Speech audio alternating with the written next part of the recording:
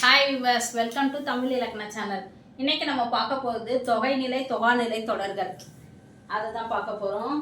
ஒரு எழுத்து தனித்து நின்றோ பல எழுத்துக்களுடன் சேர்ந்து நின்றோ பொருள் தருவது தான் நம்ம சொல்லுன்னு சொல்கிறோம். அதுக்கப்புறம் இந்த சொற்றொடர் 2 எக்ஸாம்பிள் சொல்கிறேன். பால் பருகினான், பால் பருகினான், வெண்முத்து. இந்த மாதிரி 2 தொடர் இருக்கு. பால் பருகினான் 2 சொற்றொடர் இருக்கு. இதுல வெண்முத்து. இதை எப்படி சொல்லுவாங்க? பாலை பருகினான் வெண்மையான முத்து அப்படின்னு தான் சொல்றோம். இதுல மை என்ற விகுதி பாலை பருகினான் வரும். அப்போ அங்க மை விகுதி வருதா? பாலை அந்த விகுதியும் அப்புறம் வெண்மையான முத்து ஆன என்ற உருவம் மறைந்து வரும். மை விகுதியும் பாலை ஐயம் இதுல வெண்மையான முத்து ஆன இந்த மாதிரி உருவுகள் மறைந்து ஒரு பொருளை உணர்த்தும். இந்த மாதிரி 2 சொற்களுக்கு இடையில வேற்றுமை உருவுகளோ வினை பண்பு முதலியவற்றின் உருவுகளோ மறைந்து ஒரு பொருளை இது பண்ணுச்சுன்னா அது தொகைநிலை தொடர். அது என்ன மறைந்து வந்ததுன்னா அதுக்கு என்ன சொல்லணும்? தொகைநிலை தொடர். இது 6 வகைப்படும். தொகைநிலை தொடர் எத்தனை வகைப்படும்? 6 வகைப்படும். தொகைநிலை எத்தனை வகைப்படும்? 6 வகைப்படும். அது என்னன்னா வேற்றுமை தொகை,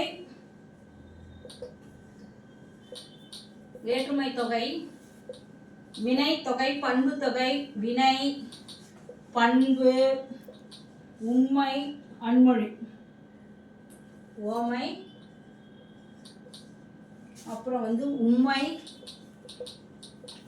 அன்மொழி. இந்த மாதிரி 6 வகைப்படும். என்ன சொல்ற? ஒரு சொல்ல ஒரு எழுத்தோ பல எழுத்துக்கள் தொடர்ந்து நின்றோ பொருள் தருவது தான் சொல்லுன்னு சொல்றோம். இந்த சொல் சொற்தொடர்ல 2 சொற்தொடருக்கு நடுவுல வேற்றுமை உருவு மறைந்து வரும். இப்ப பால் பருகினான் என்ன சொன்னா? பாலை பருகினான் ஐ மறைந்து வந்தா. வெண்முத்து வெண்மையான முத்து ஆன மறைந்து வந்தா. இந்த மாதிரி அந்த உருவு மறைந்து நின்று பொருள் தருவது தான் வேற்றுமை தொகை எனப்படும், தொகைநிலை எனப்படும். இந்த தொகைநிலையில 6 வகை இருக்கு. என்னென்ன இருக்கு? வேற்றுமை தொகை, வினை தொகை, பண்பு தொகை, ஓமை தொகை, உண்மை தொகை, அன்மொழி தொகை. இந்த மாதிரி 6 வகைப்படும்.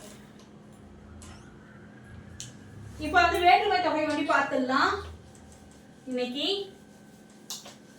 வேற்றுமை தொகை அது எப்படி? அதனால சொன்ன வேற்றுமை தொகை என்ன? உருவு மறைந்து வருவது, மறைந்து வருவது தான் வேற்றுமை தொகைன்னு சொல்லிட்டோம். இப்ப திருக்குறள் படித்தான், அது எப்படி சொல்லுவோம்? திருக்குறளை படித்தான். ஐன்ற 2ஆம் வேற்றுமை உருவு மறைந்து வருதா? இந்த மாதிரி 2 சொற்களுக்கு நடுவே வேற்றுமை உருவு மறைந்து வந்தால் அது வேற்றுமை தொகை. எடுத்துக்காட்டு சொல்றேன். திருவாசகம் படித்தான், திருவாசகம் படித்தான். அது என்ன வேற்றுமை தொகை இருக்கும்? திருவாசகத்தை படித்தான். ஐ மறைந்து வருமா? அப்போ ஐ அது எத்தனாவது வேற்றுமை தொகை? 2ஆம் வேற்றுமை தொகை. திருவாசகம் படித்தான், அதை எப்படி இது பண்ணுவான்? திருவாசகத்தை படித்தான். ஐ என்றது 2ஆம் வேற்றுமை உருவு, இதுல மறைஞ்சு வருது. அப்புறம் தலை வணங்கு, தலை வணங்குன தலையால் வணங்கு அப்படின்னு சொல்லுவோமா சொற்தொடர்ல? ஆள் அது எத்தனாம் வேற்றுமை உருவு? 3ஆம் வேற்றுமை உருவு. சிதம்பரம் சென்றான், சிதம்பரம் சென்றான் எப்படி சொல்லுவோம்? சிதம்பரத்திற்கு சென்றான். என்ன சொல்லுவோம்? சிதம்பரத்திற்கு சென்றான் சொல்றோமா? அப்ப அந்த இடத்துல கூ மறைஞ்சு வருதா? கூ அது என்ன வேற்றுமை தொகை? 4ஆம் வேற்றுமை தொகை. கூ 4ஆம் வேற்றுமை தொகை. மலைவீல் அருவி. இப்ப மலைவீல் அருவின்னு இருக்கு. இதுல எந்த வேற்றுமை தொகை மறைஞ்சு? மலையின் அருவி, மலை வீழ்ச்சியின் அருவி சொல்லுவாங்க. மலை வீழ்ச்சியின் அருவி. இதுல இன்னும் 5ஆம் வேற்றுமை தொகை.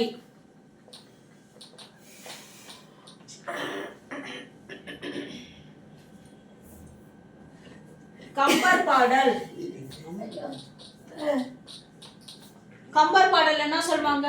கம்பரது பாடல். அது அதுன்றது என்னது? 6ஆம் வேற்றுமை தொகை. கம்பரது பாடல். இப்ப மலை குகை.